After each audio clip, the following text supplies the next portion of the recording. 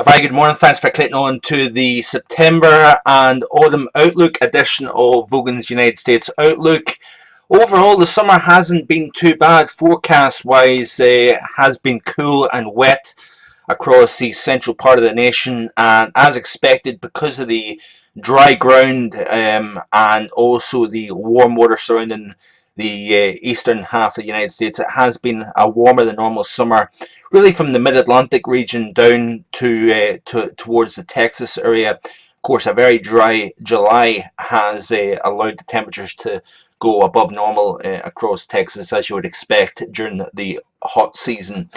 But we're looking at September and indeed the fall of 2015, and it looks as if September is going to start to heat things up. We've seen a great warm May across the majority of the eastern half of the United States, and I do think we're going to have a type of bookend effect during the month of September as we push into the first month of fall 2015.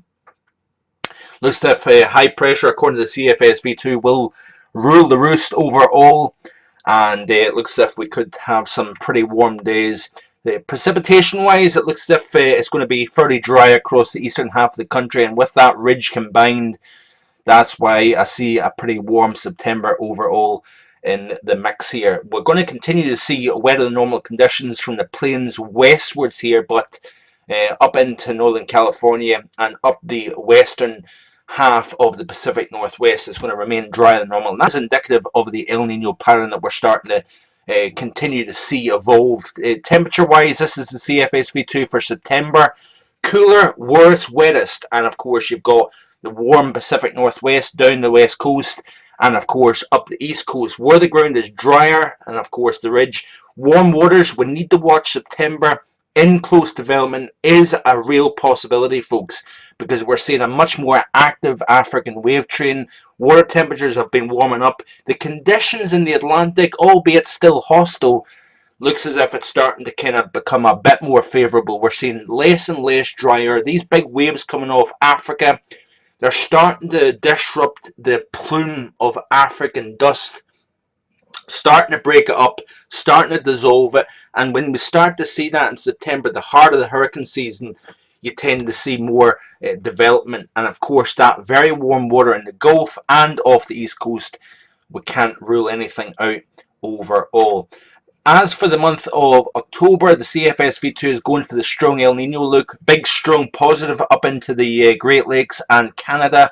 More negative here hanging back over the west, indicative of a negative PNA signal here. We're seeing the ridge in the east and somewhat of a trough further west here.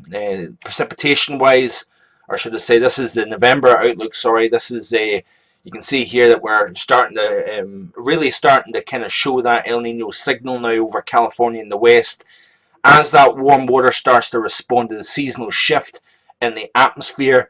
We're looking at a rather warm looking late autumn for the Great Lakes and into the northeast. And like I said, the CFS is leaning biased towards the strong El Nino look. But the biggest question is, do we see the response of the warm water in the North Pacific boosting heights and therefore dropping colder air into the lower 48? That's the big question. Precipitation wise for October and for the month of November, you can see here the El Nino look taking over. Wettest across the south, driest across the north, and that is where the temperatures are going here. October, warm across the north, down the east coast as I would expect. Warm water, of course, really playing a part in that. Cooler in Texas and across the central and west central part of the United States where the ground is wettest, where the atmosphere wants the rain. And this is November here, becoming increasingly warm where that ridge is going to be strongest here. So like I said, the CFSV2 is leaning towards the strong El Nino look. Am I totally buying that? No, I'm not, because the problem that we've got is that this is not a classic strong El Nino like we've seen in 1997, 98. We've got other competing factors there that need to be added into the equation here. This is the JAMSTEC for the September through November period. You can see here the United States in the right hand corner. Dry, as you would expect, across Northern California, extending into Oregon, Washington, eastwards through Idaho. Wetter across the west, central, and also the southeast half of the country overall. Temperature-wise, rather different to the CFS-V2. It has a much colder look further north than the CFS-V2 does, and it's going to be very interesting. What do I think it's going to be? I think it's going to be a warmer, wetter autumn across the United States, and then I really haven't made up my mind yet when it comes to the winter season.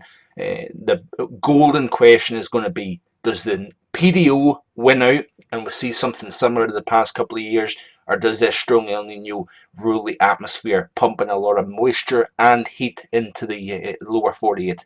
I haven't quite decided on that yet. But anyway, do check out the website, markfoganweather.com. I appreciate you watching the video. Do sign up today if you're interested in more US updates. They're released daily, including videos as well. I appreciate you watching. Have a great day. Bye for now.